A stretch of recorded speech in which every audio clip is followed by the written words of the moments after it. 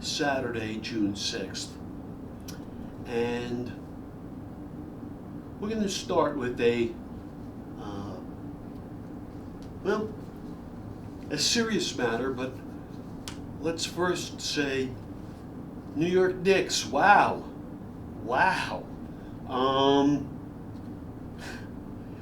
But for the 2 losses to Atlanta, I mean, you just keep winning. And San Antonio is tough. They are. Yes, there's no one like Victor Wembanyama, but they have a whole host of 6'6", 6'8" wings who can defend and can score, and they made life very, very difficult for Brunson, who's still keeping his composure, by the way, and doing what he needs to do, because they're playing him full court. The second he gets over the half-court line, they're trapping him, and if you can't handle, you're going to lose the ball.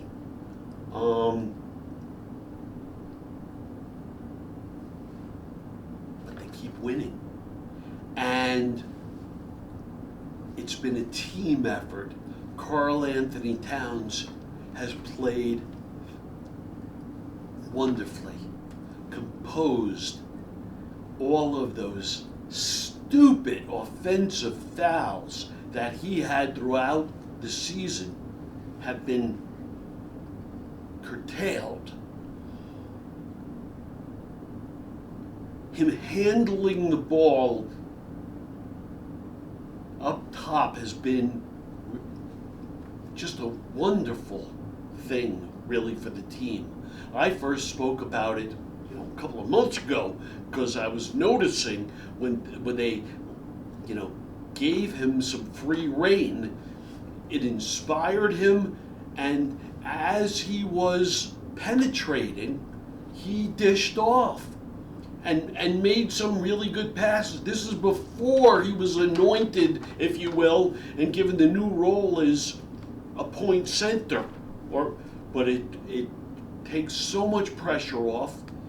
It also, he's a wonderful outside shooter, so if they don't play him honest out there, he really can knock him down. But it allows him to get ahead of steam and take people to the basket. And his passing like a quarterback, holding it up high and looking, it's been very, very effective. And the reason the Knicks have prevailed is because they really are a good team. It is not, Brunson is a terrific player, but he's 6'2", and he can't do it all by himself. So yes, I mentioned Cat. Mikal Bridges has been playing just inspired ball, shooting at a very high percentage and making some tough shots. He has a very high release. He can hang, and he has a very high release, and it's been very, very effective. OG Anunoby, good for you, man. You're playing really tough D. You're playing, and you're knocking down the shots when you have to.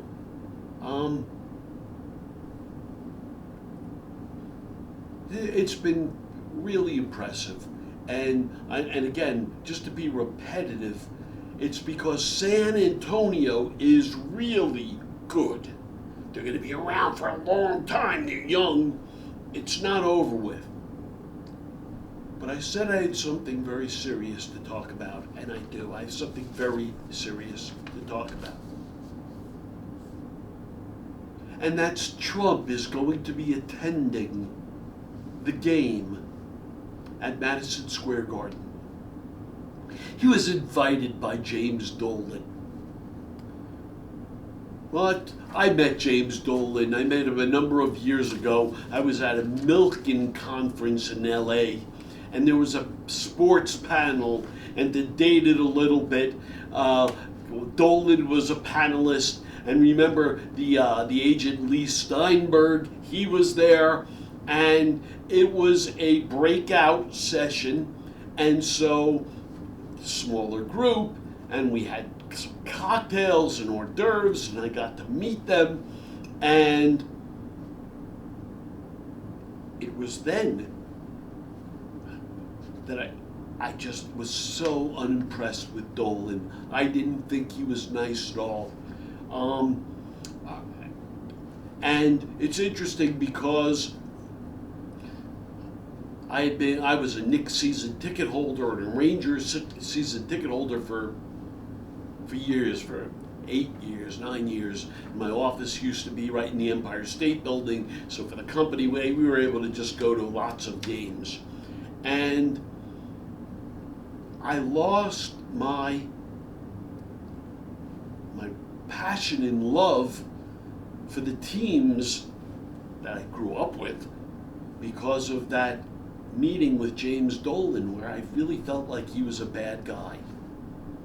And of course we know he's doing things this moment where using facial recognition and other things, he's keeping opponents out of Madison Square Garden. I don't think he should be allowed to do that. Okay? I actually think it's criminal. And while he is the owner of the Knicks, isn't he really a trustee for all of the fans? Right? Who really owns the Knicks? Well, the fans are the asset, aren't they? We watch the games, we go to the games, we provide our energy and spirit. But what do we get? It's a concept of standing. I'm playing around with it even more. But I really believe that James Dolan cannot do everything he wants to do because he's the Lord and King.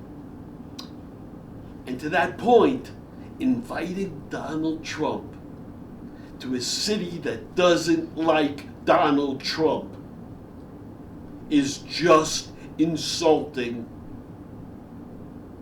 And I believe, and I'm working on it, but it's illegal even. He's a trustee for us fans. By the way, I think he's bringing bad juju, real bad energy to the Knicks, unfortunately, because this is a horrible human being and a racist. And it really, in thinking about it, it led me to think about what happened. Remember Donald Sterling? And Donald Sterling, the former owner of the Clippers for years, had made a comment to a girlfriend, didn't know he's being recorded, and said something like, "I don't want you hanging out with them." And it was used to indicate that he's a horrible racist and therefore not qualified to be an owner. And Donald Sterling, go ahead, Google it, listen, but Adam Silver said, the investigation is now complete. The voice on the recording is Mr. Sterling. Hateful opinions voiced by that man are Mr. Sterling's. Sentiments of this kind are contrary to the principles of inclusion and respect that form the foundation of our diverse, multicultural, and multi-ethnic league. The views expressed by Mr. Sterling are deeply offensive and harmful. That they came from an NBA owner only heightens the damage and my personal outrage. Effective immediately, he banned Mr. Sterling for life from the Clippers. He wasn't allowed to attend any NBA games or practices, and they fined him $2.5 million. Remember this? This is what paved the way for Steve Ballmer to come in and buy the team. Sterling's repugnant comments, secretly recorded by a girlfriend.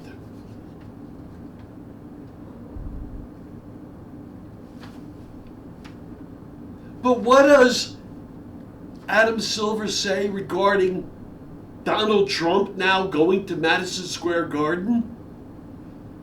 Yes, that Donald Trump who's redistricting so blacks can't vote and Latinos can't vote, and who has masked, weaponized men on the street committing crimes, who wants to have a $1.8 billion slush fund to pay his army, who recently argued and had the DOJ argue in court that if he wanted to, he could just wreck the Statue of Liberty.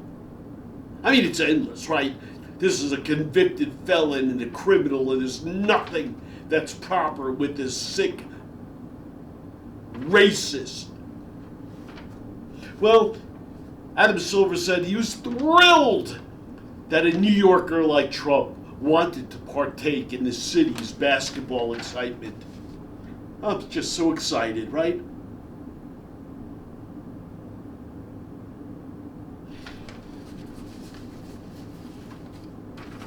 A hypocrite is a person who pretends to have virtues, moral standards, or beliefs that they do not actually possess, or whose actions directly contradict their stated principles. 4 types of hypocrisy that are recognized: inconsistency, expecting others to follow the rules, behaviors that you ignore; blame, criticizing others for a flaw or a mistake that you are also guilty of committing; pretense, professing to agree with or believe something to fit in, despite privately feeling the total opposite. So really being a sneak, right? A liar, or even a kiss ass. Complacency, claiming to hold a high set of ethical standards, but doing the absolute bare minimum to actually uphold them. Now, I've talked about Adam Silver, and I will continue to, because I know he looks like a total gentleman. But truly, he's a wolf in lamb's clothing. He's dangerous. He's addicting the nation to gambling. He's claiming the integrity of the league is so important. Again, he led him directly into gambling. I'm going to shift gears for a second to talk about 2 things. A movie is coming out about Michael Jordan and the Jordan brand. Ben Affleck actually is, I guess, both producing and directing this movie. It should be very, very interesting because the Jordan brand under Nike is a $6 billion a year business, and it is so interesting how it all came to be. And meanwhile, Steph Curry just signed a $400 million sneaker deal with a Chinese company called Li Ning. Very, very interesting. Congratulations, Steph. And so, what they want to do, and obviously China has more feet than anyone, and what they want to do is, basically have the Jordan brand, but now the Curry brand. I think it's very clever and smart, and good for you, Steph. I'm a big fan of yours. This is Hal Mins, thumbs up or feet up. Thank you.